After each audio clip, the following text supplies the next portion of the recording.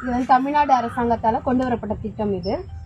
இதுல வந்து ஓவரால் டிஸ்ட்ரிக்ட்ல ரொம்ப பின்தங்கிய வட்டாரத்தை மட்டும் செலக்ட் பண்ணி அதுல வந்து அனைத்து துறைகளையுமே முன்னேற வைக்கணும் அப்படிங்கிறது தான் இந்த ஸ்கீமோட மெயின் தீம்.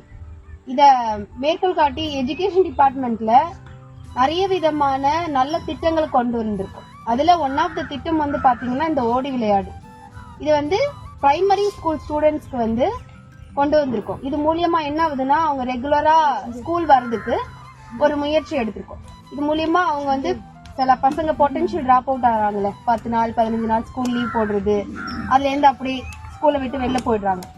ஸோ அதுக்காக கொண்டு வரப்பட்டது இந்த ஓடி விளையாடு. இது மூலியமா இப்போ பாத்தீங்கன்னா முன்னாடி இருக்கிற அட்டண்டன்ஸை விட இப்போ வந்து இம்ப்ரூவ் பண்ணிருக்கோம். இதுக்கு மெயினான காரணம் வந்து பாத்தீங்கன்னா மக்களுக்கு ஓடி விளையாடு டீம் தான். என்னதான் வந்து ஃபண்டு நாங்க ரெகக்னைஸ் பண்ணி வாங்கி கொடுத்தாலுமே முயற்சி இருந்தா மட்டும்தான் அதுல நல்ல ஒரு ரிசல்ட்டை நம்ம வந்து பார்க்க முடியும். இதை வந்து கண்கூடா நாங்க பாக்குறோம். இது நம்ம மட்டும் இல்ல, ஓவரால் தமிழ்நாடு ஃபுல்லாவே இந்த ஸ்கீமை பத்தி பேசிட்டு இருக்காங்க. நாங்க போட்டோஸ் ஷேர் பண்றோம், டீட்டெயில்ஸ் ஷேர் பண்ணிட்டு இருக்கோம்.